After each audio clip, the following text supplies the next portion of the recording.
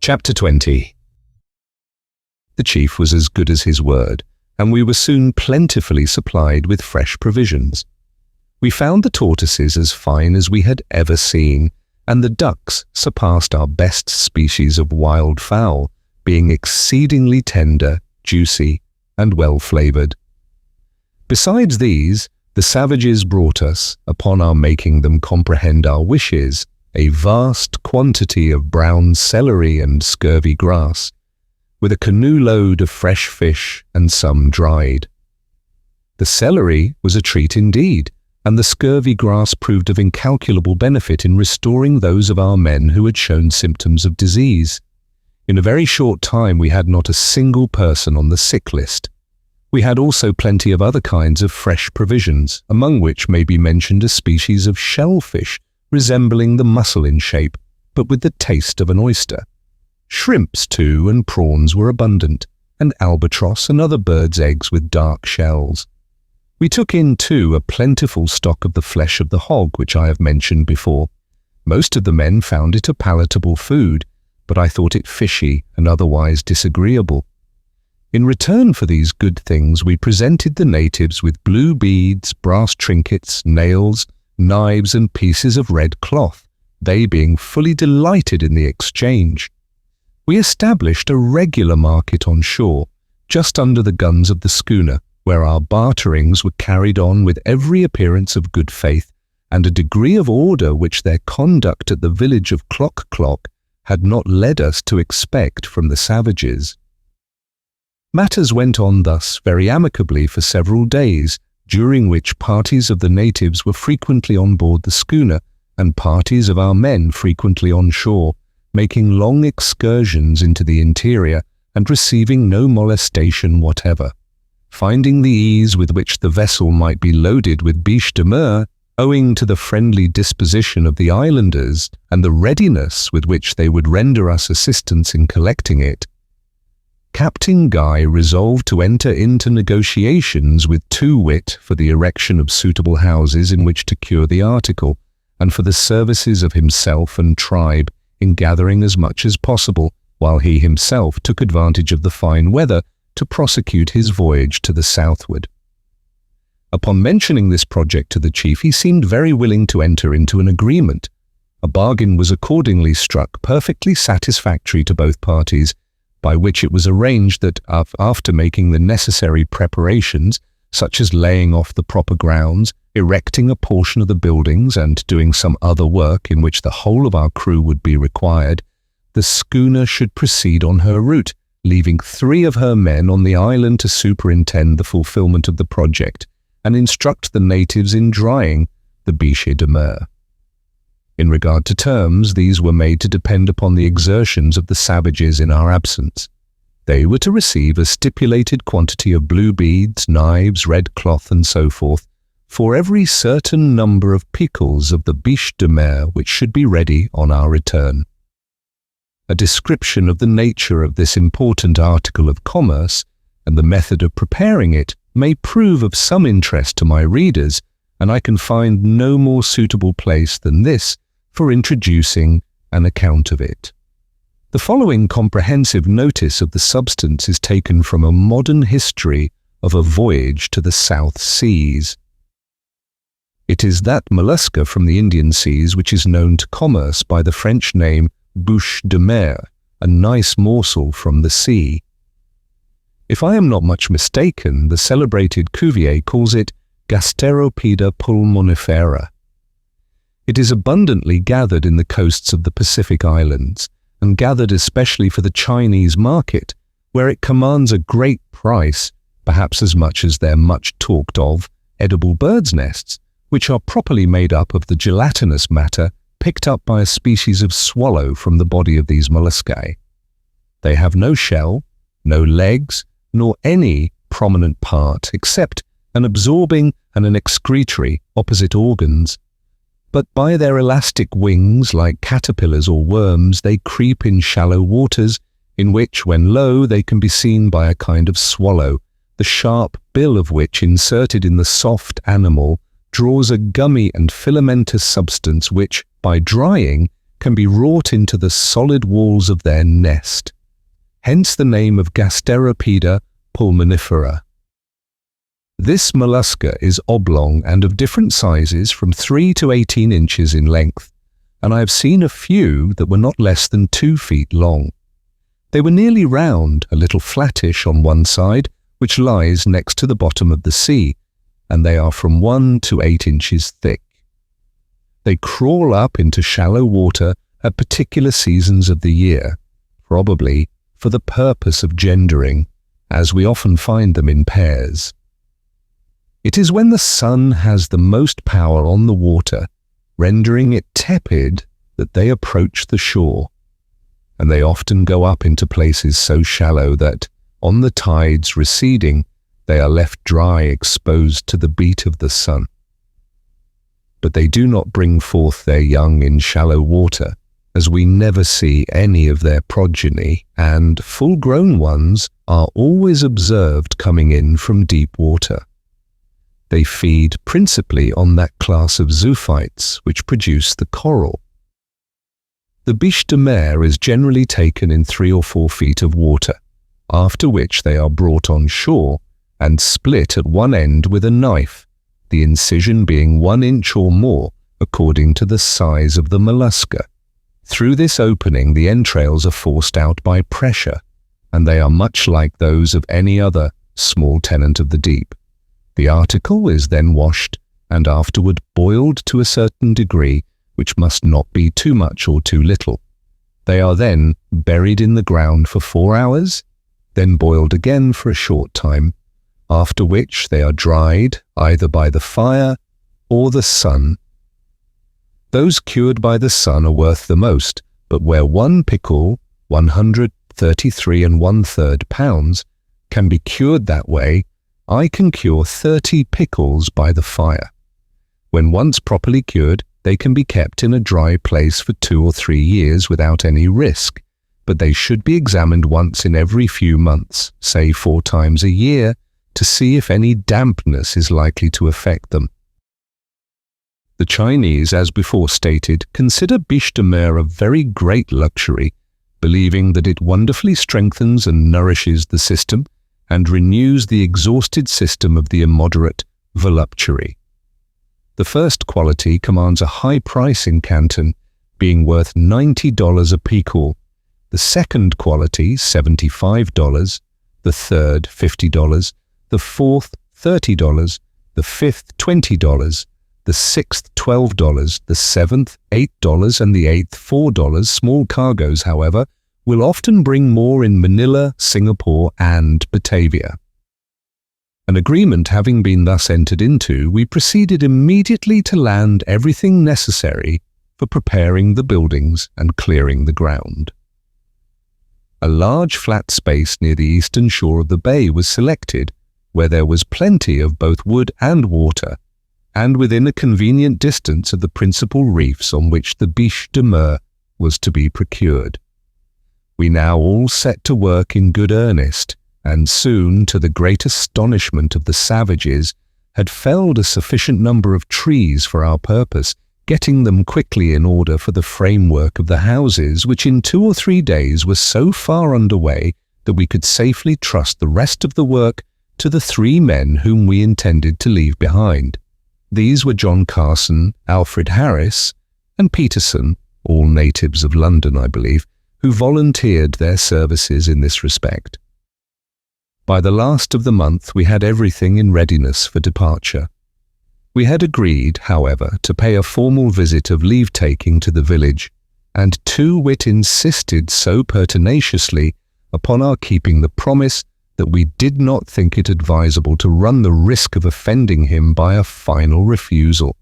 I believe that not one of us had at this time the slightest suspicion of the good faith of the savages. They had uniformly behaved with the greatest decorum, aiding us with alacrity in our work, offering us their commodities frequently without price, and never, in any instance, pilfering a single article, although the high value they set upon the goods we had with us was evident by the extravagant demonstrations of joy always manifested upon our making them a present. The women especially were most obliging in every respect, and, upon the whole, we should have been the most suspicious of human beings had we entertained a single thought of perfidy on the part of a people who treated us so well. A very short while sufficed to prove that this apparent kindness of disposition was only the result of a deeply laid plan for our destruction, and that the islanders for whom we entertained such inordinate feelings of esteem were among the most barbarous, subtle, and bloodthirsty wretches that ever contaminated the face of the globe. It was on the 1st of February that we went on shore for the purpose of visiting the village, although, as said before, we entertained not the slightest suspicion. Still no proper precaution was neglected. 6 men were left in the schooner with instructions to permit none of the savages to approach the vessel during our absence under any pretense whatever, and to remain constantly on deck. The boarding nettings were up, the guns double-shotted with grape and canister, and the swivels loaded with canisters of musket balls. She lay, with her anchor apeak, about a mile from the shore, and no canoe could approach her in any direction without being distinctly seen and exposed to the full fire of our swivels immediately. The 6 men being left on board, our shore party consisted of 32 persons in all. We were armed to the teeth, having with us muskets, pistols, and cutlasses.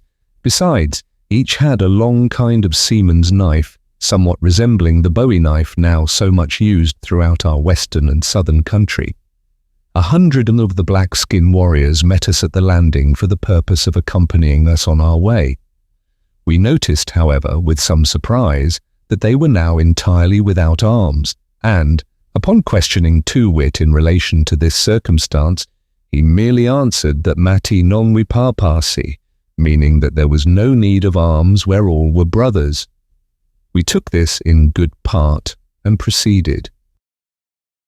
We had passed the spring and rivulet of which I before spoke, and were now entering upon a narrow gorge leading through the chain of soapstone hills among which the village was situated.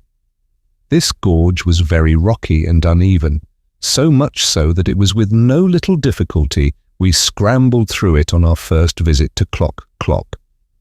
The whole length of the ravine might have been 1.5 miles, or probably 2 miles.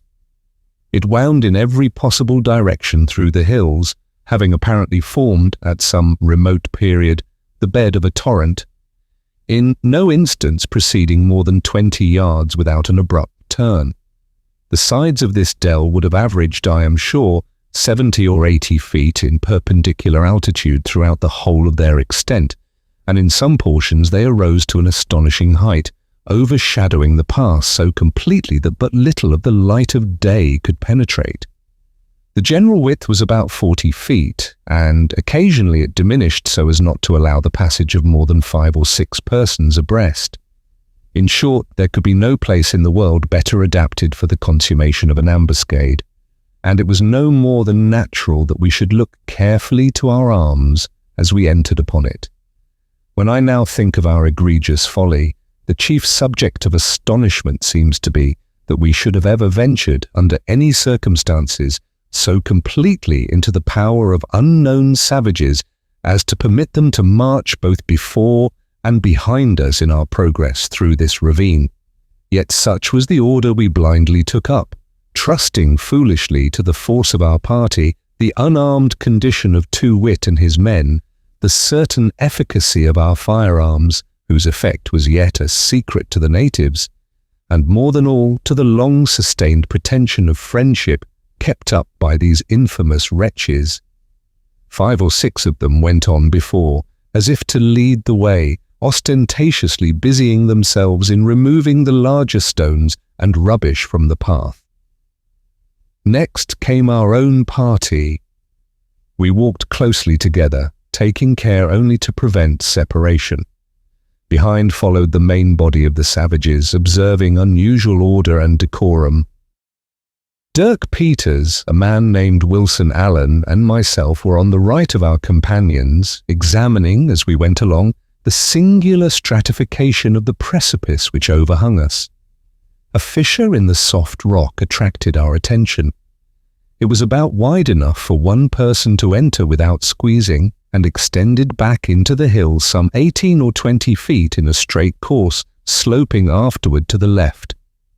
The height of the opening, as far as we could see into it from the main gorge, was perhaps 60 or 70 feet. There were one or two stunted shrubs growing from the crevices, bearing a species of filbert which I felt some curiosity to examine, and pushed in briskly for that purpose, gathering 5 or 6 of the nuts at a grasp, and then hastily retreating. As I turned, I found that Peters and Allan had followed me. I desired them to go back, as there was not room for 2 persons to pass, saying they should have some of my nuts. They accordingly turned, and were scrambling back, Allan being close to the mouth of the fissure, when I was suddenly aware of a concussion resembling nothing I had ever before experienced, and which impressed me with a vague conception, if indeed I then thought of anything, that the whole foundations of the solid globe were suddenly rent asunder, and that the day of universal dissolution was at hand. Chapter 21. As soon as I could collect my scattered senses, I found myself nearly suffocated and grovelling in utter darkness among a quantity of loose earth, which was also falling upon me heavily in every direction, threatening to bury me entirely. Horribly alarmed at this idea, I struggled to gain my feet and at last succeeded. I then remained motionless for some moments, endeavouring to conceive what had happened to me and where I was. Presently I heard a deep groan just at my ear, and afterward the smothered voice of Peters calling to me for aid in the name of God. I scrambled 1 or 2 paces forward when I fell directly over the head and shoulders of my companion, who, I soon discovered, was buried in a loose mass of earth as far as his middle and struggling desperately to free himself from the pressure. I tore the dirt from around him with all the energy I could command, and at length succeeded in getting him out. As soon as we sufficiently recovered from our fright and surprise to be capable of conversing rationally, we both came to the conclusion that the walls of the fissure in which we had ventured had, by some convulsion of nature, or probably from their own weight, caved in overhead, and that we were consequently lost forever, being thus entombed alive. For a long time we gave up supinely to the most intense agony and despair, such as cannot be adequately imagined by those who have never been in a similar position. I firmly believed that no incident ever occurring in the course of human events is more adapted to inspire the supremeness of mental and bodily distress than a case like our own of living inhumation. The blackness of darkness which envelops the victim, the terrific oppression of lungs, the stifling fumes from the damp earth, unite with the ghastly considerations that we are beyond the remotest confines of hope, and that such is the allotted portion of the dead to carry into the human heart a degree of appalling awe and horror not to be tolerated, never to be conceived. At length, Peters proposed that we should endeavour to ascertain precisely the extent of our calamity and grope about our prison. It being barely possible, he observed, that some opening might yet be left us for escape. I caught eagerly at this hope, and arousing myself to exertion, attempted to force my way through the loose earth. Hardly had I advanced a single step before a glimmer of light became perceptible, enough to convince me that, at all events, we should not immediately perish for want of air. We now took some degree of heart and encouraged each other to hope for the best. Having scrambled over a bank of rubbish which impeded our farther progress in the direction of the light, we found less difficulty in advancing and also experienced some relief from the excessive oppression of lungs which had tormented us. Presently we were enabled to obtain a glimpse of the objects around, and discovered that we were near the extremity of the straight portion of the fissure, where it made a turn to the left. A few struggles more, and we reached the bend, when to our inexpressible joy there appeared a long seam or crack extending upward a vast distance, generally at an angle of about 45 degrees, although sometimes much more precipitous. We could not see through the whole extent of this opening, but as a good deal of light came down it, we had little doubt of finding at the top of it, if we could by any means reach the top, a clear passage into the open air. I now called to mind that 3 of us had entered the fissure from the main gorge, and that our companion, Alan, was still missing. We determined at once to retrace our steps and look for him. After a long search, and much danger from the farther caving in of the earth above us, Peters at length cried out to me that he had hold of our companion's foot, and that his whole body was deeply buried beneath the rubbish beyond the possibility of extricating him. I soon found that what he said was too true, and that, of course, life had been long extinct. With sorrowful hearts, therefore, we left the corpse to its fate, and again made our way to the bend. The breadth of the seam was barely sufficient to admit us, and after 1 or 2 ineffectual efforts at getting up, we began once more to despair. I have before said that the chain of hills through which ran the main gorge was composed of a species of soft rock resembling soap. Stone. The sides of the cleft we were now attempting to ascend were of the same material and so excessively slippery, being wet, that we could get but little foothold upon them, even in their least precipitous parts. In some places, where the ascent was nearly perpendicular, the difficulty was, of course, much aggravated, and indeed, for some time we thought insurmountable.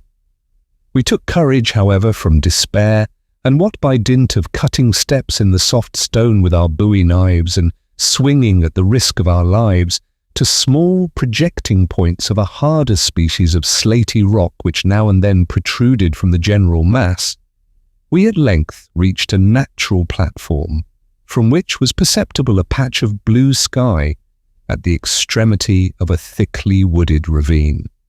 Looking back now with somewhat more leisure at the passage through which we had thus far proceeded, we clearly saw, from the appearance of its sides, that it was of late formation, and we concluded that the concussion, whatever it was, which had so unexpectedly overwhelmed us, had also, at the same moment, laid open this path for escape. Being quite exhausted with exertion, and indeed so weak that we were scarcely able to stand or articulate, Peters now proposed that we should endeavour to bring our companions to the rescue by firing the pistols which still remained in our girdles. The muskets as well as cutlasses had been lost among the loose earth at the bottom of the chasm. Subsequent events proved that, had we fired, we should have sorely repented it, but luckily a half-suspicion of foul play had by this time arisen in my mind, and we forbore to let the savages know of our whereabouts. After having reposed for about an hour, we pushed on slowly up the ravine, and had gone no great way before we heard a succession of tremendous yells. At length we reached what might be called the surface of the ground, for our path hitherto, since leaving the platform, had lain beneath an archway of high rock and foliage at a vast distance overhead. With great caution we stole to a narrow opening through which we had a clear sight of the surrounding country, when the whole dreadful secret of the concussion broke upon us in one moment and at one view. The spot from which we looked was not far from the summit of the highest peak in the range of the soapstone hills. The gorge in which our party of 32 had entered ran within 50 feet to the left of us, but for at least 100 yards the channel or bed of this gorge was entirely filled up with the chaotic ruins of more than 1,000,000 tons of earth and stone that had been artificially tumbled within it. The means by which the vast mass had been precipitated were not more simple than evident, for sure traces of the murderous work were yet remaining. In several spots along the top of the eastern side of the gorge, we were now on the western, might be seen stakes of wood driven into the earth. In these spots the earth had not given way, but throughout the whole extent of the face of the precipice from which the mass had fallen, It was clear from marks left in the soil, resembling those made by the drill of the rock blaster, that stakes similar to those we saw standing had been inserted at not more than a yard apart for the length of perhaps 300 feet and ranging at about 10 feet back from the edge of the gulf. Strong cords of grapevine were attached to the stakes still remaining on the hill, and it was evident that such cords had also been attached to each of the other stakes. I have already spoken of the singular stratification of these soapstone hills, and the description just given of the narrow and deep fissure through which we effected our escape from inhumation will afford a further conception of its nature. This was such that almost every natural convulsion would be sure to split the soil into perpendicular layers or ridges running parallel with one another, and a very moderate exertion of art would be sufficient for effecting the same purpose. Of this stratification the savages had availed themselves to accomplish their treacherous ends. There can be no doubt that, by the continuous line of stakes, a partial rupture of the soil had been brought about probably to the depth of 1 or 2 feet, when by means of a savage pulling at the end of each of the cords, these cords being attached to the tops of the stakes and extending back from the edge of the cliff, a vast leverage power was obtained, capable of hurling the whole face of the hill upon a given signal into the bosom of the abyss below. The fate of our poor companions was no longer a matter of uncertainty. We alone had escaped from the tempest of that overwhelming destruction. We were the only living white men upon the island. Chapter 22. Our situation, as it now appeared, was scarcely less dreadful than when we had conceived ourselves entombed forever. We saw before us no prospect but that of being put to death by the savages, or of dragging out a miserable existence in captivity among them. We might, to be sure, conceal ourselves for a time from their observation among the fastnesses of the hills, and, as a final resort, in the chasm from which we had just issued. But we must either perish in the long polar winter through cold and famine, or be ultimately discovered in our efforts to obtain relief. The whole country around us seemed to be swarming with savages, crowds of whom, we now perceived, had come over from the islands to the southward on flat rafts, doubtless with a view of lending their aid in the capture and plunder of the Jane. The vessel still lay calmly at anchor in the bay, those on board being apparently quite unconscious of any danger awaiting them. How we longed at that moment to be with them, either to aid in effecting their escape, or to perish with them in attempting a defence. We saw no chance even of warning them of their danger without bringing immediate destruction upon our own heads, with but a remote hope of benefit to them. A pistol fired might suffice to apprise them that something wrong had occurred, but the report could not possibly inform them that their only prospect of safety lay in getting out of the harbour forthwith, nor tell them no principles of honour now bound them to remain, that their companions were no longer among the living. Upon hearing the discharge, they could not be more thoroughly prepared to meet the foe, who were now getting ready to attack, than they already were, and always had been. No good, therefore, and infinite harm would result from our firing, and after mature deliberation, we forbore. Our next thought was to attempt to rush toward the vessel, to seize one of the 4 canoes which lay at the head of the bay, and endeavour to force a passage on board. But the utter impossibility of succeeding in this desperate task soon became evident.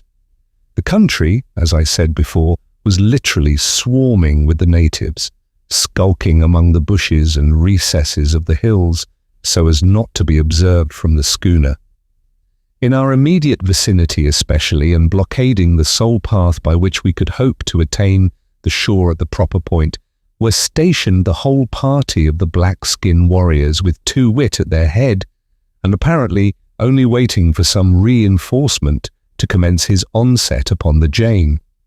The canoes, too, which lay at the head of the bay, were manned with savages, unarmed, it is true, but who undoubtedly had arms within reach.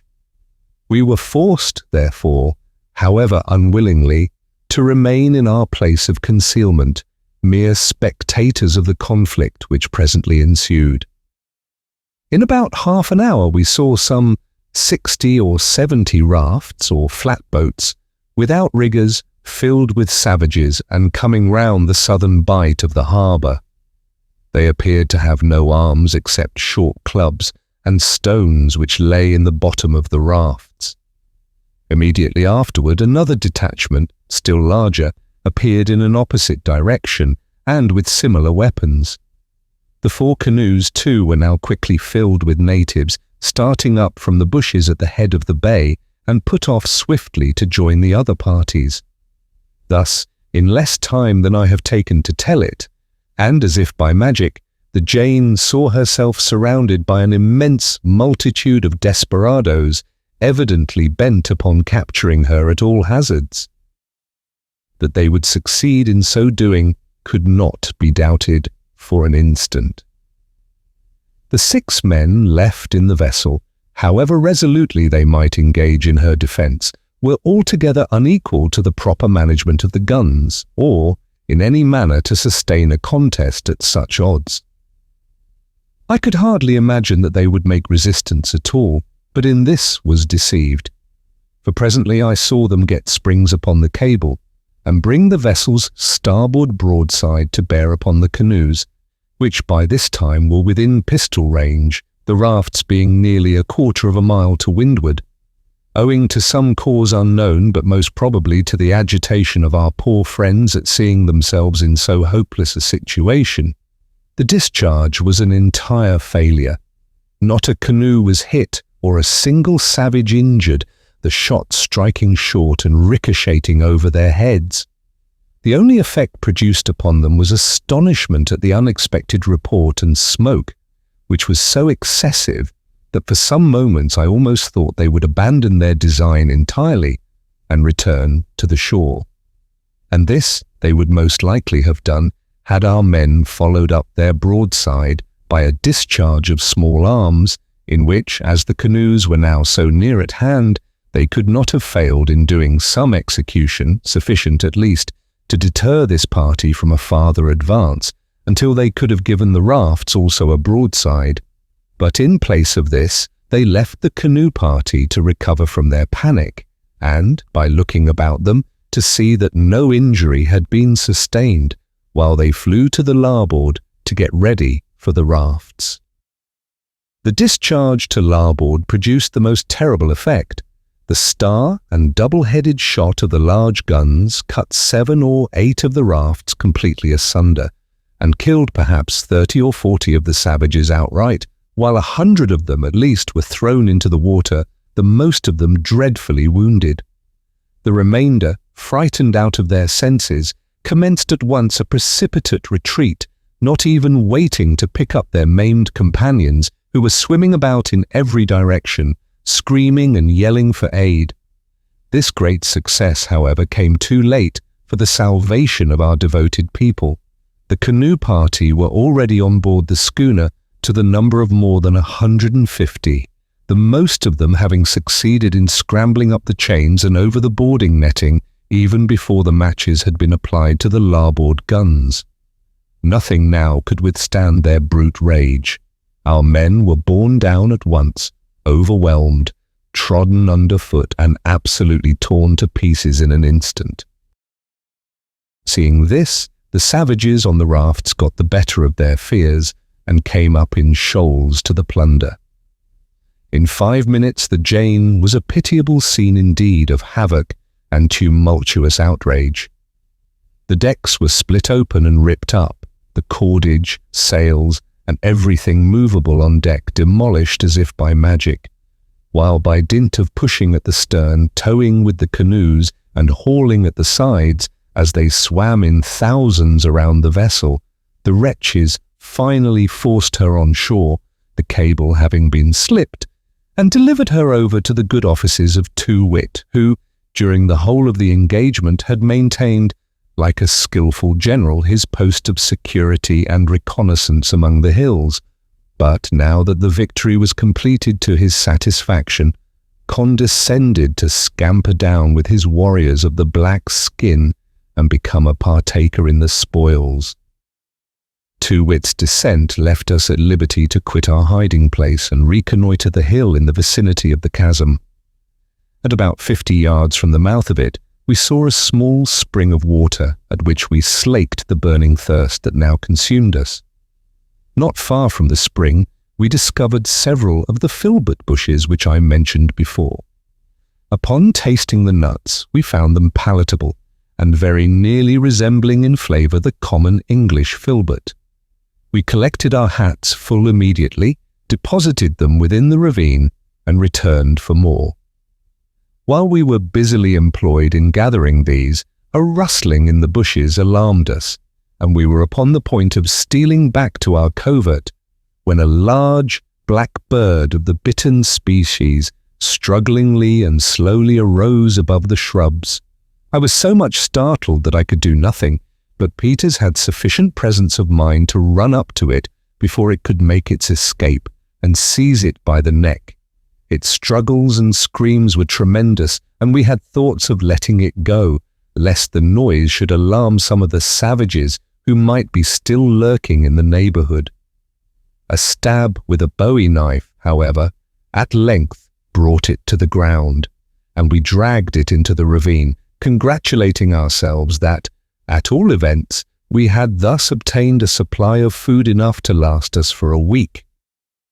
We now went out again to look about us and ventured a considerable distance down the southern declivity of the hill, but met with nothing else which could serve us for food. We therefore collected a quantity of dry wood and returned, seeing one or two large parties of the natives on their way to the village, laden with the plunder of the vessel, and who, we were apprehensive, might discover us in passing beneath the hill. Our next care was to render our place of concealment as secure as possible, and with this object, we arranged some brushwood over the aperture which I have before spoken of as the one through which we saw the patch of blue sky on reaching the platform from the interior of the chasm. We left only a very small opening just wide enough to admit of our seeing the bay without the risk of being discovered from below. Having done this, we congratulated ourselves upon the security of the position, for we were now completely excluded from observation as long as we chose to remain within the ravine itself, and not venture out upon the hill. We could perceive no traces of the savages having ever been within this hollow, but, indeed, when we came to reflect upon the probability that the fissure through which we attained it had been only just now created by the fall of the cliff opposite, and that no other way of attaining it could be perceived, we were not so much rejoiced at the thought of being secure from molestation, as fearful lest there should be absolutely no means left us for descent. We resolved to explore the summit of the hill thoroughly when a good opportunity should offer. In the meantime, we watched the motions of the savages through our loophole. They had already made a complete wreck of the vessel and were now preparing to set her on fire. In a little while we saw the smoke ascending in huge volumes from her main hatchway, and shortly afterward a dense mass of flame burst up from the forecastle. The rigging, masts, and what remained of the sails caught immediately, and the fire spread rapidly along the decks. Still a great many of the savages retained their stations about her, hammering with large stones, axes, and cannonballs at the bolts and other iron and copper work. On the beach and in canoes and rafts there were not less altogether in the immediate vicinity of the schooner than 10,000 natives, besides the shoals of them who, laden with booty, were making their way inland and over to the neighbouring islands. We now anticipated a catastrophe, and were not disappointed. First of all there came a smart shock, which we felt as distinctly where we were as if we had been slightly galvanized, but unattended with any visible signs of an explosion. The savages were evidently startled, and paused for an instant from their labours and yellings. They were upon the point of recommencing, when suddenly a mass of smoke puffed up from the decks, resembling a black and heavy thundercloud. Then, as if from its bowels, arose a tall stream of vivid fire to the height apparently of 1/4 of a mile. Then there came a sudden, circular expansion of the flame.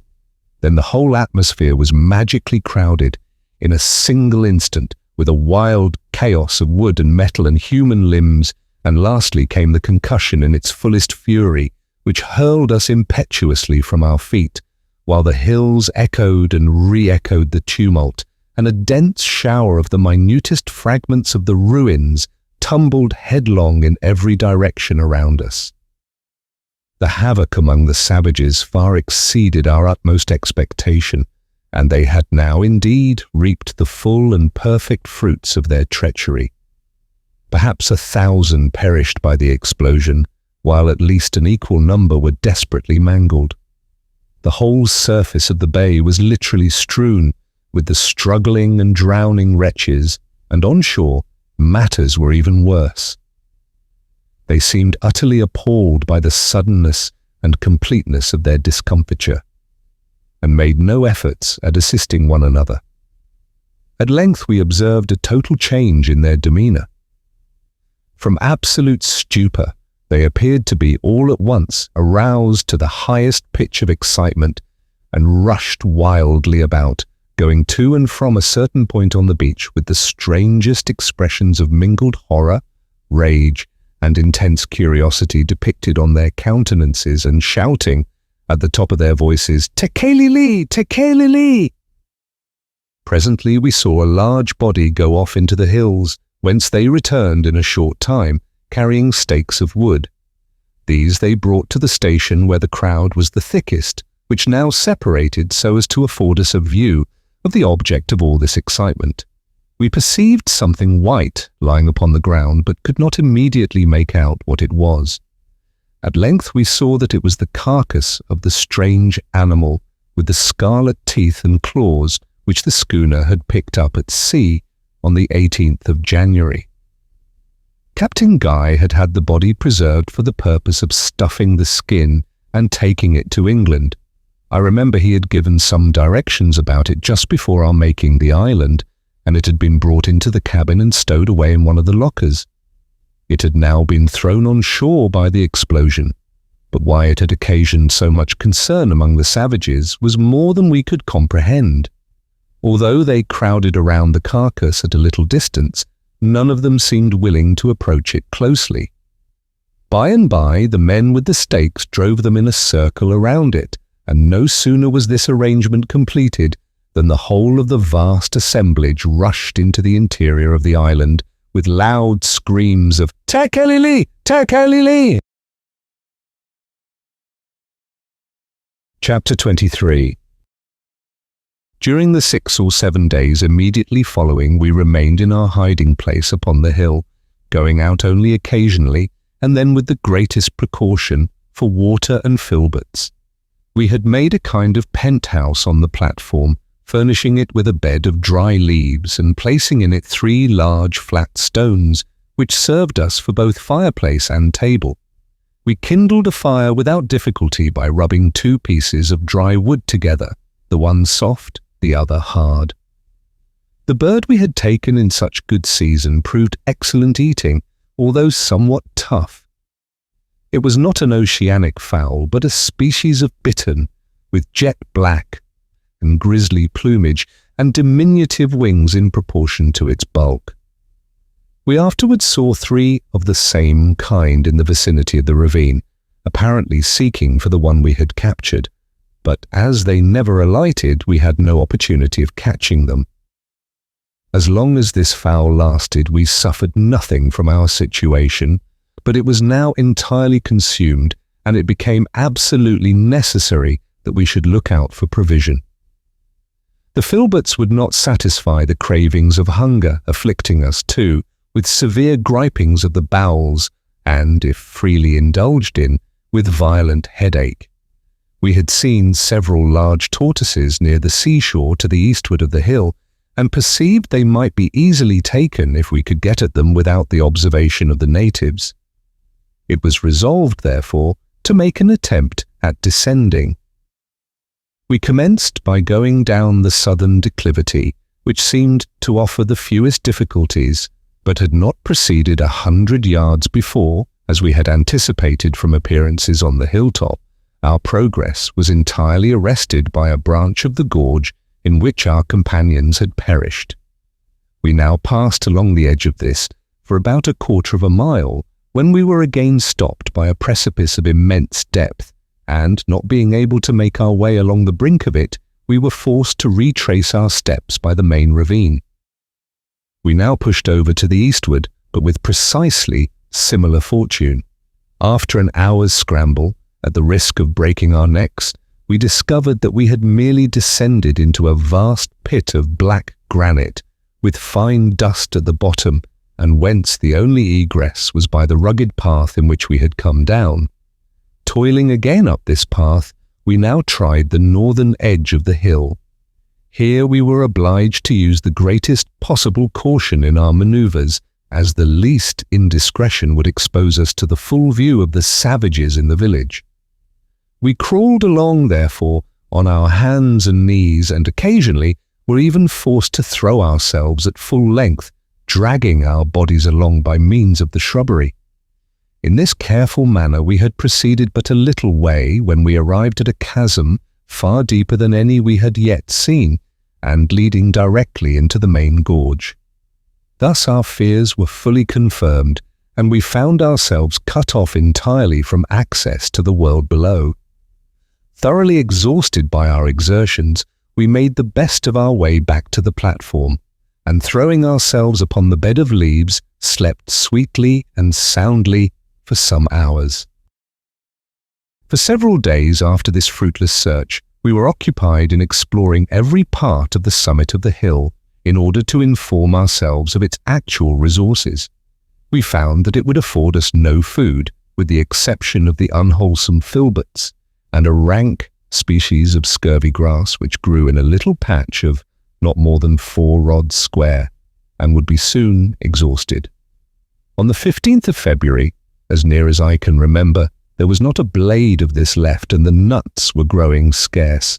Our situation, therefore, could hardly be more lamentable. On the 16th we again went round the walls of our prison in hope of finding some avenue of escape, but to no purpose. We also descended the chasm in which we had been overwhelmed, with the faint expectation of discovering, through this channel, some opening to the main ravine. Here, too, we were disappointed, although we found and brought up with us a musket. On the 17th, we set out with the determination of examining more thoroughly the chasm of black granite into which we had made our way in the first search. We remembered that one of the fissures in the sides of this pit had been but partially looked into, and we were anxious to explore it, although with no expectation of discovering here any opening. We found no great difficulty in reaching the bottom of the hollow as before, and were now sufficiently calm to survey it with some attention. It was indeed one of the most singular-looking places imaginable, and we could scarcely bring ourselves to believe it altogether the work of nature. The pit, from its eastern to its western extremity, was about 500 yards in length, when all its windings were threaded, the distance from east to west in a straight line not being more, I should suppose, having no means of accurate examination, than 40 or 50 yards. Upon first descending into the chasm, that is to say, for 100 feet downward from the summit of the hill, the sides of the abyss bore little resemblance to each other, and, apparently, had at no time been connected, the one surface being of the soapstone and the other of marl, granulated with some metallic matter. The average breadth or interval between the two cliffs was probably here 60 feet, but there seemed to be no regularity of formation. Passing down, however, beyond the limit spoken of, the interval rapidly contracted, and the sides began to run parallel, although, for some distance farther, they were still dissimilar in their material and form of surface. Upon arriving within 50 feet of the bottom, a perfect regularity commenced. The sides were now entirely uniform in substance, in color, and in lateral direction, the material being of very black and shining granite, and the distance between the two sides, at all points, facing each other, exactly 20 yards. The precise formation of the chasm will be best understood by means of a delineation taken upon the spot, for I had luckily with me a pocketbook and pencil which I preserved with great care through a long series of subsequent adventure, and to which I am indebted for memoranda of many subjects which would otherwise have been crowded from my remembrance. This figure, see Figure 1, gives the general outlines of the chasm without the minor cavities in the sides, of which there were several, each cavity having a corresponding protuberance opposite. The bottom of the gulf was covered to the depth of 3 or 4 inches with a powder almost impalpable, beneath which we found a continuation of the black granite. To the right, at the lower extremity, will be noticed the appearance of a small opening. This is the fissure alluded to above, and to examine which more minutely than before was the object of our second visit. We now pushed into it with vigour, cutting away a quantity of brambles which impeded us, and removing a vast heap of sharp flints, somewhat resembling arrowheads in shape. We were encouraged to persevere, however, by perceiving some little light proceeding from the farther end. We at length squeezed our way for about 30 feet, and found that the aperture was a low and regularly formed arch, having a bottom of the same impalpable powder as that in the main chasm. A strong light now broke upon us, and turning a short bend we found ourselves in another lofty chamber, similar to the one we had left in every respect but longitudinal form. Its general figure is here given. The total length of this chasm, commencing at the opening A and proceeding round the curve B to the extremity D, is 550 yards. At C we discovered a small aperture similar to the one through which we had issued from the other chasm, and this was choked up in the same manner with brambles and a quantity of the white arrowhead flints. We forced our way through it, finding it about 40 feet long, and emerged into a third chasm. This, too, was precisely like the first, except in its longitudinal shape, which was thus. We found the entire length of the third chasm 320 yards. At the point A was an opening about 6 feet wide and extending 15 feet into the rock, where it terminated in a bed of marl, there being no other chasm beyond, as we had expected. We were about leaving this fissure, into which very little light was admitted, when Peters called my attention to a range of singular-looking indentures in the surface of the marl, forming the termination of the cul-de-sac. With a very slight exertion of the imagination, the left or most northern of these indentures might have been taken for the intentional, although rude, representation of a human figure standing erect with outstretched arm. The rest of them bore also some little resemblance to alphabetical characters, and Peters was willing, at all events, to adopt the idle opinion that they were really such. I convinced him of his error, finally, by directing his attention to the floor of the fissure, where among the powder we picked up, piece by piece, several large flakes of the marl, which had evidently been broken off by some convulsion from the surface where the indentures were found, and which had projecting points exactly fitting the indentures, thus proving them to have been the work of nature. Figure 4 presents an accurate copy of the whole. After satisfying ourselves that these singular caverns afforded us no means of escape from our prison, we made our way back, dejected and dispirited, to the summit of the hill.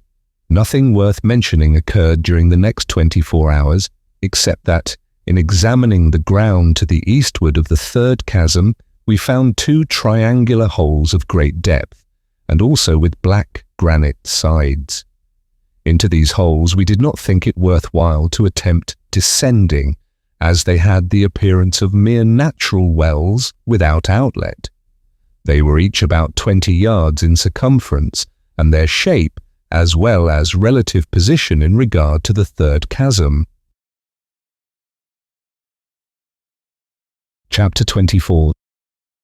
On the 20th of the month, finding it altogether impossible to subsist any longer upon the filberts, the use of which occasioned us the most excruciating torment, we resolved to make a desperate attempt at descending the southern declivity of the hill. The face of the precipice was here of the softest species of soapstone, although nearly perpendicular throughout its whole extent, a depth of 150 feet at the least, and in many places even overarching. After a long search, we discovered a narrow ledge about 20 feet below the brink of the gulf. Upon this, Peters contrived to leap, with what assistance I could render him by means of our pocket handkerchiefs tied together. With somewhat more difficulty, I also got down, and we then saw the possibility of descending the whole way by the process in which we had clambered up from the chasm when we had been buried by the fall of the hill, that is, by cutting steps in the face of the soapstone with our knives. The extreme hazard of the attempt can scarcely be conceived, but as there was no other resource, we determined to undertake it. Upon the ledge where we stood, there grew some filbert bushes, and to one of these we made fast an end of our rope of handkerchiefs. The other end being tied round Peter's waist, I lowered him down over the edge of the precipice until the handkerchiefs were stretched tight. He now proceeded to dig a deep hole in the soapstone, as far in as 8 or 10 inches, sloping away the rock above to the height of a foot, or thereabout, so as to allow of his driving, with the butt of a pistol, a tolerably strong peg into the levelled surface. I then drew him up for about 4 feet, when he made a hole similar to the one below, driving in a peg, as before, and having thus a resting place for both feet and hands. I now unfastened the handkerchiefs from the bush, throwing him the end which he tied to the peg in the uppermost hole, letting himself down gently to a station about 3 feet lower than he had yet been, that is, to the full extent of the handkerchiefs. Here he dug another hole and drove another peg. He then drew himself up so as to rest his feet in the hole just cut, taking hold with his hands upon the peg in the one above. It was now necessary to untie the handkerchiefs from the topmost peg with the view of fastening them to the second, and here he found that an error had been committed in cutting the holes at so great a distance apart. However, after 1 or 2 unsuccessful and dangerous attempts at reaching the knot, having to hold on with his left hand while he laboured to undo the fastening with his right, he at length cut the string, leaving 6 inches of it affixed to the peg. Tying the handkerchiefs now to the second peg, he descended to a station below the third, taking care not to go too far down.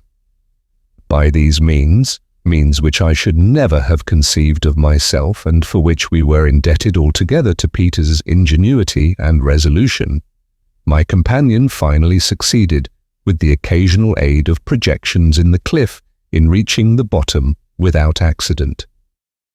It was some time before I could summon sufficient resolution to follow him, but I did at length attempt it.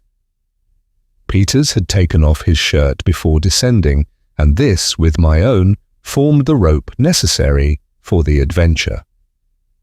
After throwing down the musket found in the chasm, I fastened this rope to the bushes and let myself down rapidly, striving, by the vigour of my movements, to banish the trepidation which I could overcome in no other manner. This answered sufficiently well for the first 4 or 5 steps. But presently I found my imagination growing terribly excited by thoughts of the vast depths yet to be descended, and the precarious nature of the pegs and soapstone holes which were my only support. It was in vain I endeavoured to banish these reflections, and to keep my eyes steadily bent upon the flat surface of the cliff before me. The more earnestly I struggled not to think, the more intensely vivid became my conceptions, and the more horribly distinct. At length arrived that crisis of fancy, so fearful in all similar cases, the crisis in which we began to anticipate the feelings with which we shall fall, to picture to ourselves the sickness and dizziness, and the last struggle and the half-swoon, and the final bitterness of the rushing and headlong descent. And now I found these fancies creating their own realities, and all imagined horrors crowding upon me, in fact. I felt my knees strike violently together, while my fingers were gradually but certainly relaxing their grasp. There was a ringing in my ears, and I said, "This is my knell of death." And now I was consumed with the irrepressible desire of looking below. I would not, confine my glances to the cliff. And with a wild, indefinable emotion, half of horror, half of a relieved oppression, I threw my vision far down into the abyss. For one moment my fingers clutched convulsively upon their hold, while, with the movement, the faintest possible idea of ultimate escape wandered like a shadow through my mind. In the next, my whole soul was pervaded with a longing to fall, a desire, a yearning, a passion utterly uncontrollable. I let go at once my grasp upon the peg, and turning half round from the precipice, remained tottering for an instant against its naked face. But now there came a spinning of the brain, a shrill-sounding and phantom voice screamed within my ears. A dusky, fiendish and filmy figure stood immediately beneath me, and sighing I sunk down with a bursting heart, and plunged within its arms. I had swooned, and Peters had caught me as I fell. He had observed my proceedings from his station at the bottom of the cliff, and perceiving my imminent danger, had endeavoured to inspire me with courage by every suggestion he could devise. Although my confusion of mind had been so great as to prevent my hearing what he said, or being conscious that he had even spoken to me at all. At length, seeing me totter, he hastened to ascend to my rescue, and arrived just in time for my preservation. Had I fallen with my full weight, the rope of linen would inevitably have snapped, and I should have been precipitated into the abyss. As it was, he contrived to let me down gently, so as to remain suspended without danger until animation returned. This was in about 15 minutes. On recovery, my trepidation had entirely vanished. I felt a new being, and with some little further aid from my companion, reached the bottom also in safety. We now found ourselves not far from the ravine, which had proved the tomb of our friends, and to the southward of the spot where the hill had fallen. The place was one of singular wildness, and its aspect brought to my mind the descriptions given by travellers of those dreary regions marking the site of degraded Babylon. Not to speak of the ruins of the disrupted cliff, which formed a chaotic barrier in the vista to the northward, the surface of the ground in every other direction was strewn with huge tumuli, apparently the wreck of some gigantic structures of art, although in detail no semblance of art could be detected. Scoria were abundant, and large shapeless blocks of the black granite intermingled with others of marl, and both granulated with metal. Of vegetation there were no traces whatsoever throughout the whole of the desolate area within sight. Several immense scorpions were seen, and various reptiles not elsewhere to be found in the high latitudes. As food was our most immediate object, we resolved to make our way to the sea coast, distant not more than half a mile, with a view of catching turtle, several of which we had observed from our place of concealment on the hill. We had proceeded some 100 yards, threading our route cautiously between the huge rocks and tumuli, when, upon turning a corner, 5 savages sprung upon us from a small cavern, felling Peters to the ground with a blow from a club. As he fell, the whole party rushed upon him to secure their victim, leaving me time to recover from my astonishment. I still had the musket, but the barrel had received so much injury in being thrown from the precipice that I cast it aside as useless, preferring to trust my pistols, which had been carefully preserved in order. With these I advanced upon the assailants, firing one after the other in quick succession. 2 savages fell, and one, who was in the act of thrusting a spear into Peters, sprung to his feet without accomplishing his purpose. My companion being thus released, we had no further difficulty. He had his pistols also, but prudently declined using them, confiding in his great personal strength, which far exceeded that of any person I have ever known.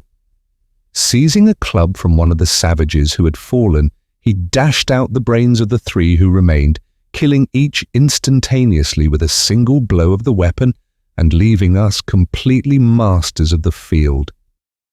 So rapidly bad these events passed that we could scarcely believe in their reality and were standing over the bodies of the dead in a species of stupid contemplation. When we were brought to recollection by the sound of shouts in the distance, it was clear that the savages had been alarmed by the firing and that we had little chance of avoiding discovery. To regain the cliff, it would be necessary to proceed in the direction of the shouts, and even should we succeed in arriving at its base, we should never be able to ascend it without being seen. Our situation was one of the greatest peril, and we were hesitating in which path to commence a flight, when one of the savages whom I bad shot, and supposed dead, sprang briskly to his feet and attempted to make his escape. We overtook him, however, before he had advanced many paces, and were about to put him to death, when Peters suggested that we might derive some benefit from forcing him to accompany us in our attempt to escape. We therefore dragged him with us, making him understand that we would shoot him if he offered resistance. In a few minutes he was perfectly submissive and ran by our sides as we pushed in among the rocks, making for the seashore.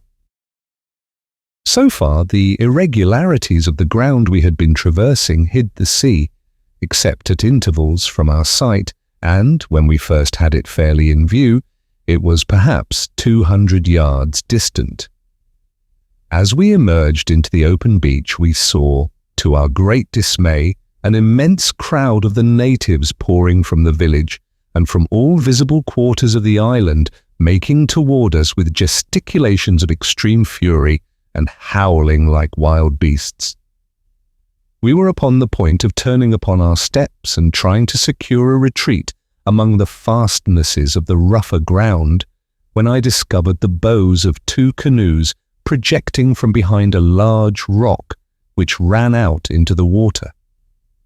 Toward these we now ran with all speed, and, reaching them, found them unguarded and without any other freight than 3 of the large Gallipago turtles and the usual supply of paddles for 60 rowers. We instantly took possession of one of them and, forcing our captive on board, pushed out to sea with all the strength we could command. We had not made, however, more than 50 yards from the shore before we became sufficiently calm to perceive the great oversight of which we had been guilty in leaving the other canoe in the power of the savages who, by this time, were not more than twice as far from the beach as ourselves, and were rapidly advancing to the pursuit. No time was now to be lost. Our hope was, at best, a forlorn one, but we had none other. It was very doubtful whether, with the utmost exertion, we could get back in time to anticipate them in taking possession of the canoe, but yet there was a chance that we could. We might save ourselves if we succeeded, while not to make the attempt was to resign ourselves to inevitable butchery. The canoe was modelled with the bow and stern alike, and, in place of turning it around, we merely changed our position in paddling. As soon as the savages perceived this, they redoubled their yells as well as their speed and approached with inconceivable rapidity. We pulled, however, with all the energy of desperation, and arrived at the contested point before more than one of the natives had attained it. This man paid dearly for his superior agility, Peters shooting him through the head with a pistol as he approached the shore.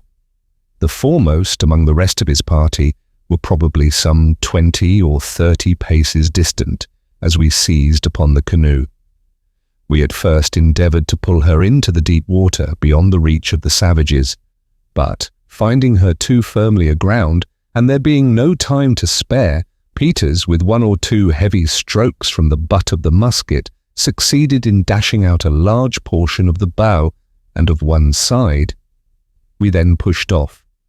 2 of the natives by this time had got hold of our boat, obstinately refusing to let go until we were forced to dispatch them with our knives. We were now clear off and making great way out to sea. The main body of the savages, upon reaching the broken canoe, set up the most tremendous yell of rage and disappointment conceivable. In truth, from everything I could see of these wretches, they appeared to be the most wicked, hypocritical, vindictive, bloodthirsty, and altogether fiendish race of men upon the face of the globe. It is clear we should have had no mercy had we fallen into their hands. They made a mad attempt at following us in the fractured canoe, but, finding it useless, again vented their rage in a series of hideous vociferations and rushed up into the hills. We were thus relieved from immediate danger, but our situation was still sufficiently gloomy. We knew that 4 canoes of the kind we had were at one time in the possession of the savages, and were not aware of the fact, afterward ascertained from our captive, that 2 of these had been blown to pieces in the explosion of the Jane Guy. We calculated, therefore, upon being yet pursued as soon as our enemies could get round to the bay, distant about 3 miles, where the boats were usually laid up. Fearing this, we made every exertion to leave the island behind us, and went rapidly through the water, forcing the prisoner to take a paddle. In about half an hour, when we had gained probably 5 or 6 miles to the southward, a large fleet of the flat-bottomed canoes or rafts was seen to emerge from the bay, evidently with the design of pursuit. Presently they put back, despairing to overtake us. Chapter 25. We now found ourselves in the wide and desolate Antarctic Ocean in a latitude exceeding 84 degrees, in a frail canoe, and with no provision but the 3 turtles. The long polar winter, too, could not be considered as far distant, and it became necessary that we should deliberate well upon the course to be pursued. There were 6 or 7 islands in sight belonging to the same group, and distant from each other about 5 or 6 leagues, but upon neither of these had we any intention to venture. In coming from the northward, in the Jane Guy, we had been gradually leaving behind us the severest regions of ice. This, however little it may be in accordance with the generally received notions respecting the Antarctic, was a fact. Experience would not permit us to deny. To attempt, therefore, getting back would be folly, especially at so late a period of the season. Only one course seemed to be left open for hope. We resolved to steer boldly to the southward, where there was at least a probability of discovering other lands, and more than a probability of finding a still milder climate. So far we had found the Antarctic, like the Arctic Ocean, peculiarly free from violent storms or immoderately rough water. But our canoe was, at best, of frail structure, although large, and we set busily to work with a view of rendering her as safe as the limited means in our possession would admit. The body of the boat was of no better material than bark, the bark of a tree unknown. The ribs were of a tough osier, well adapted to the purpose for which it was used. We had 50 feet room from stem to stern, from 4 to 6 in breadth and in depth, throughout 4 feet and a half, the boats thus differing vastly in shape from those of any other inhabitants of the Southern Ocean with whom civilized nations are acquainted. We never did believe them the workmanship of the ignorant islanders who owned them, and some days after this period discovered, by questioning our captive, that they were in fact made by the natives of a group to the southwest of the country where we found them, having fallen accidentally into the hands of our barbarians. What we could do for the security of our boat was very little indeed. Several wide rents were discovered near both ends, and these we contrived to patch up with pieces of woolen jacket. With the help of the superfluous paddles, of which there were a great many, we erected a kind of framework about the bow, so as to break the force of any seas which might threaten to fill us in that quarter. We also set up 2 paddle blades for masts, placing them opposite each other, one by each gunwale, thus saving the necessity of a yard. To these masts we attached a sail made of our shirts, doing this with some difficulty, as here we could get no assistance from our prisoner whatever, although he had been willing enough to labour in all the other operations. The sight of the linen seemed to affect him in a very singular manner. He could not be prevailed upon to touch it or go near it, shuddering when we attempted to force him, and shrieking out, "Tekelili!" Having completed our arrangements in regard to the security of the canoe, we now set sail to the south-southeast for the present, with the view of weathering the most southerly of the group in sight. This being done, we turned the bow full to the southward. The weather could by no means be considered disagreeable. We had a prevailing and very gentle wind from the northward, a smooth sea, and continual daylight. No ice whatever was to be seen, nor did I ever see one particle of this after leaving the parallel of Bennet's Islet. Indeed, the temperature of the water was here far too warm for its existence in any quantity. Having killed the largest of our tortoises and obtained from him not only food, but a copious supply of water, we continued on our course, without any incident of moment, for perhaps 7 or 8 days, during which period we must have proceeded a vast distance to the southward, as the wind blew constantly with us, and a very strong current set continually in the direction we were pursuing. March 1st. Many unusual phenomena now indicated that we were entering upon a region of novelty and wonder. A high range of light grey vapour appeared constantly in the southern horizon, flaring up occasionally in lofty streaks, now darting from cast to west, now from west to east, and again presenting a level and uniform summit, in short, having all the wild variations of the aurora borealis.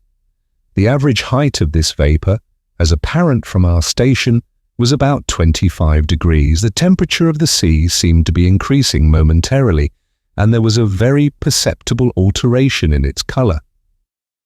March the 2nd. Today, by repeated questioning of our captive, we came to the knowledge of many particulars in regard to the island of the massacre, its inhabitants and customs, but with these, how can I now detain the reader?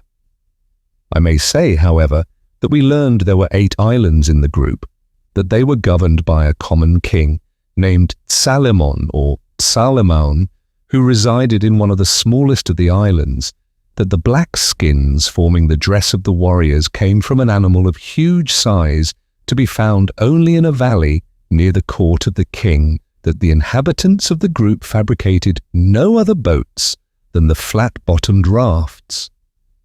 The 4 canoes being all of the kind in their possession, and these having been obtained by mere accident from some large island in the southwest, that his own name was Nu, that he had no knowledge of Bennet's Islet, and that the appellation of the island he had left was Tsalal.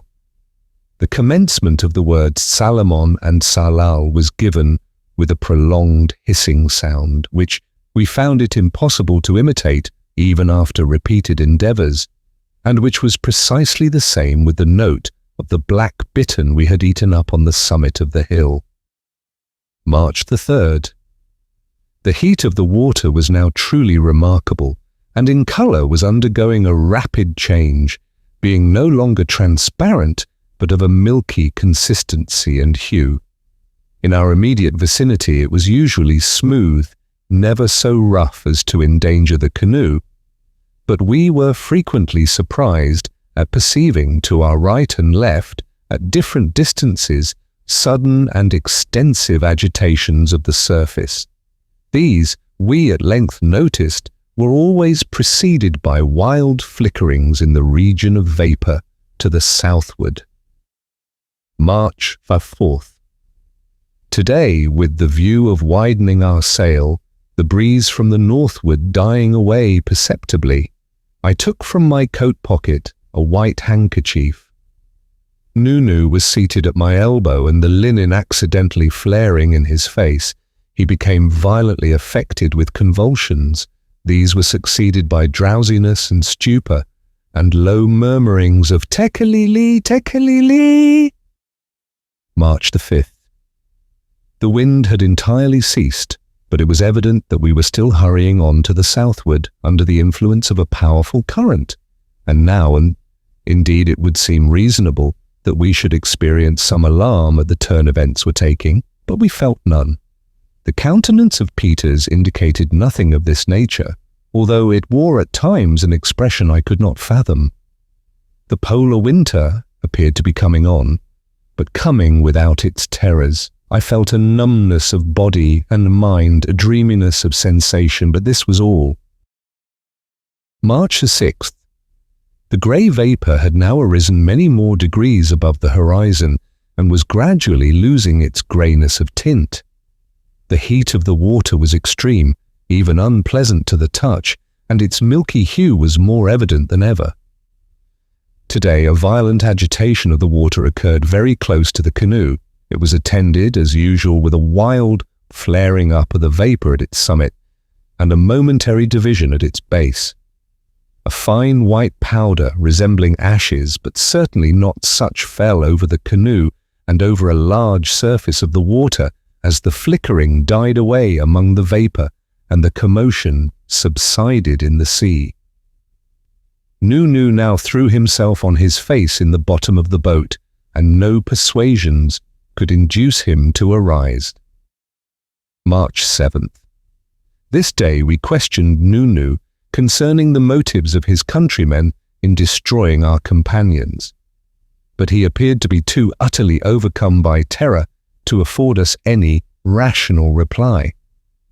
He still obstinately lay in the bottom of the boat, and, upon reiterating the questions as to the motive, made use only of idiotic gesticulations, such as raising with his forefinger the upper lip, and displaying the teeth which lay beneath it. These were black. We had never before seen the teeth of an inhabitant of Tsalal. March 8th. Today there floated by us one of the white animals whose appearance upon the beach at Tsalal had occasioned so wild a commotion among the savages. I would have picked it up, but there came over me a sudden listlessness, and I forbore. The heat of the water still increased, and the hand could no longer be endured within it. Peters spoke little, and I knew not what to think of his apathy. Nunu breathed, and no more. March 9th. The whole ashy material fell now continually around us, and in vast quantities.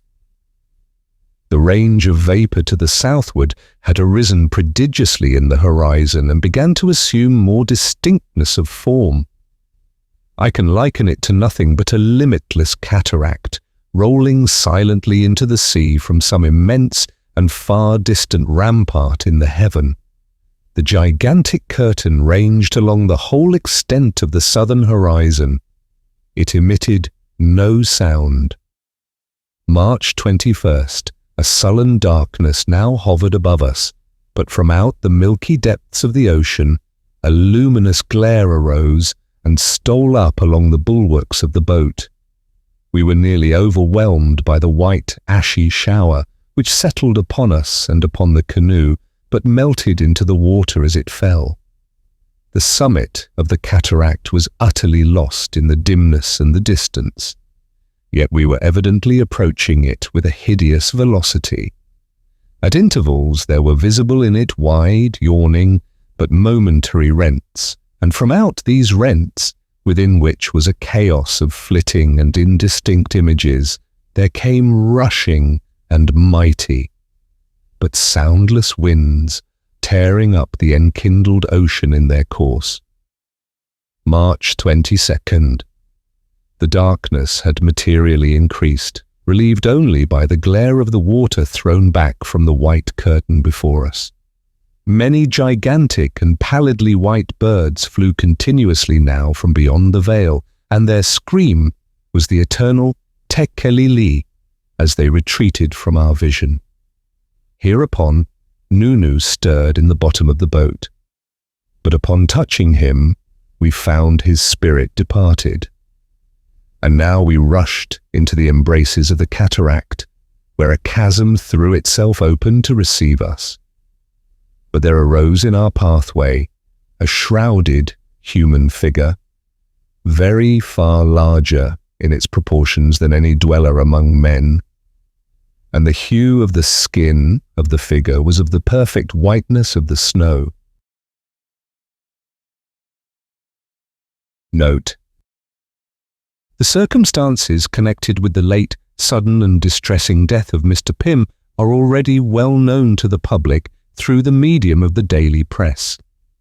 It is feared that the few remaining chapters which were to have completed his narrative and which were retained by him, while the above were in type, for the purpose of revision, have been irrecoverably lost through the accident by which he perished himself.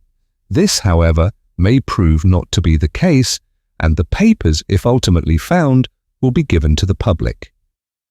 No means have been left untried to remedy the deficiency.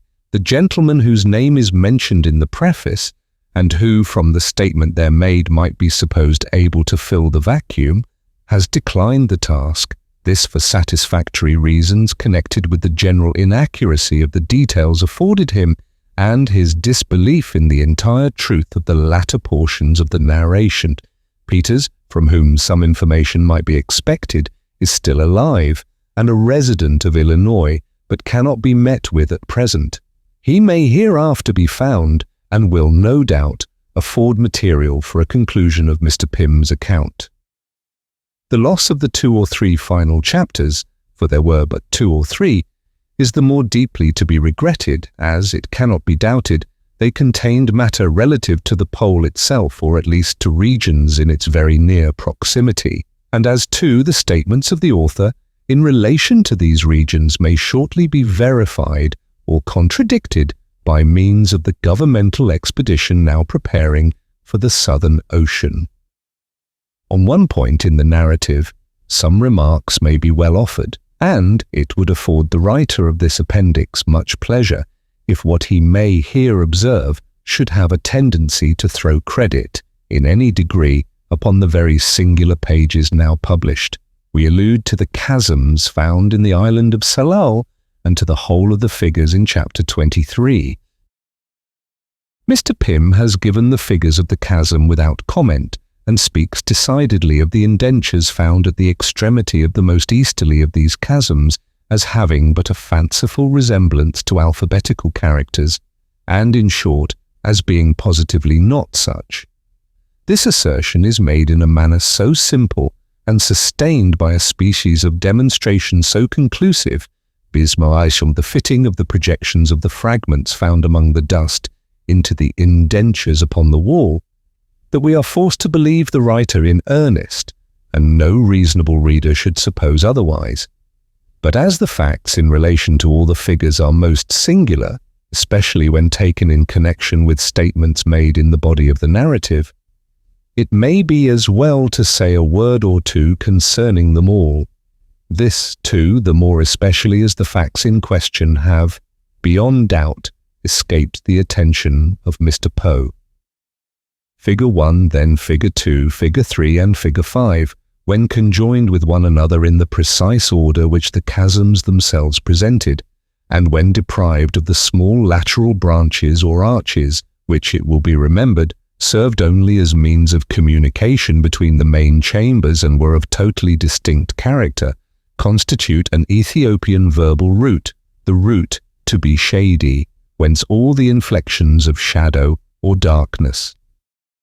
In regard to the left or most northwardly of the indentures in Figure 4, it is more than probable that the opinion of Peters was correct, and that the hieroglyphical appearance was really the work of art, and intended as the representation of a human form. The delineation is before the reader, and he may or may not perceive the resemblance suggested, but the rest of the indentures afford strong confirmation of Peters' idea. The upper range is evidently the Arabic verbal root to be white, whence all the inflections of brilliancy and whiteness. The lower range is not so immediately perspicuous. The characters are somewhat broken and disjointed. Nevertheless, it cannot be doubted that, in their perfect state, they formed the full Egyptian word, the region of the south. It should be observed that these interpretations confirm the opinion of Peters in regard to the most northwardly of the figures. The arm is outstretched towards the south. Conclusions such as these open a wide field for speculation and exciting conjecture. They should be regarded, perhaps, in connection with some of the most faintly detailed incidents of the narrative, although in no visible manner is this chain of connection complete. Tekelili was the cry of the affrighted natives of Salal upon discovering the carcass of the white animal picked up at sea. This also was the shuddering exclamation of the captive Salalian upon encountering the white materials in possession of Mr. Pym. This also was the shriek of the swift-flying white and gigantic birds which issued from the vapory white curtain of the south. Nothing white was to be found at Salal, and nothing otherwise in the subsequent voyage to the region beyond. It is not impossible that Salal, the appellation of the island of the chasms, may be found, upon minute philological scrutiny, to betray either some alliance with the chasms themselves, or some reference to the Ethiopian characters so mysteriously written in their windings. I have graven it within the hills, and my vengeance upon the dust within the rock. The end.